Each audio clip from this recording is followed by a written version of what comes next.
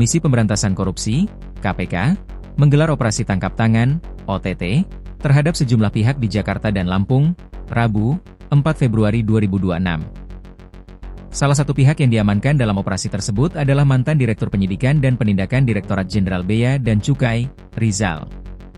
Informasi tersebut disampaikan secara resmi oleh juru bicara KPK, Budi Prasetyo, dalam keterangannya kepada awak media di Gedung Merah Putih KPK, Jakarta. Budi menegaskan bahwa Rizal merupakan pejabat eselon 2 di lingkungan Bea dan Cukai, meskipun saat ini sudah tidak lagi menjabat sebagai Direktur Penyidikan dan Penindakan. Yang bersangkutan pejabat eselon 2 di Bea Cukai. Sebenarnya sudah mantan Direktur Penyidikan dan Penindakan, ujar Budi Prasetyo, Rabu siang. KPK mengamankan Rizal di wilayah Lampung. Berdasarkan informasi yang dihimpun, saat ini Rizal diketahui menjabat sebagai Kepala Kantor Wilayah Direktorat Jenderal Bea dan Cukai Sumatera Bagian Barat. Penangkapan tersebut merupakan bagian dari rangkaian OTT yang dilakukan KPK dalam dua wilayah berbeda.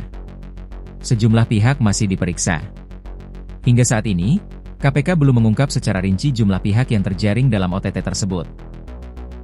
Budi menyampaikan bahwa sebagian pihak sudah tiba di Gedung Merah Putih KPK untuk menjalani pemeriksaan intensif oleh penyidik, sementara pihak lainnya masih dalam perjalanan menuju Jakarta. Beberapa pihak sudah tiba di KPK dan dilakukan pemeriksaan intensif. Beberapa pihak lain masih dalam perjalanan untuk dibawa ke Gedung Merah Putih KPK, kata Budi. Sesuai ketentuan, KPK memiliki waktu maksimal 1x 24 jam untuk menentukan status hukum pihak-pihak yang diamankan dalam OTT tersebut. Penentuan status tersangka akan disampaikan secara resmi melalui konferensi pers. Dugaan praktik lancung dalam kegiatan impor. Budi Prasetyo menjelaskan bahwa OTT ini berkaitan dengan dugaan praktik lancung dalam kegiatan importasi yang melibatkan pihak swasta dan diduga melibatkan oknum aparat. Meski demikian, KPK masih mendalami secara menyeluruh konstruksi perkara serta peran masing-masing pihak. OTT ini terkait dugaan praktik lancung dalam kegiatan importasi yang dilakukan pihak swasta.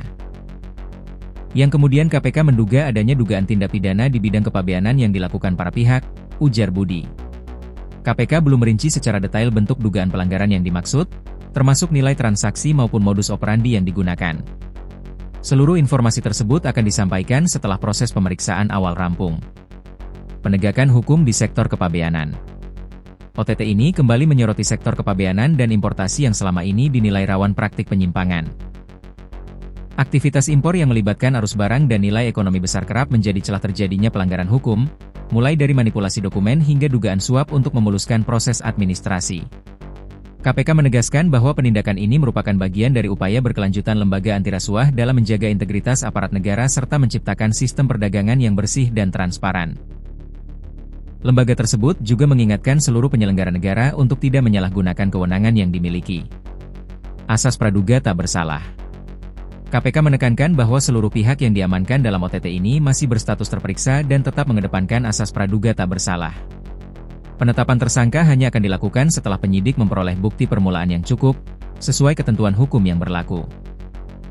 Setiap proses penegakan hukum dilakukan secara profesional, proporsional, dan akuntabel. Kami mengajak publik untuk menunggu hasil resmi penyidikan, kata Budi. Langkah selanjutnya. Dalam waktu dekat, KPK dijadwalkan menyampaikan perkembangan terbaru terkait OTT tersebut, termasuk identitas pihak-pihak lain yang terjaring, barang bukti yang diamankan, serta pasal-pasal yang disangkakan. OTT ini menambah daftar panjang operasi tangkap tangan yang dilakukan KPK di sektor pelayanan publik dan perdagangan. KPK berharap langkah ini dapat memberikan efek jera sekaligus memperkuat kepercayaan publik terhadap penegakan hukum di Indonesia.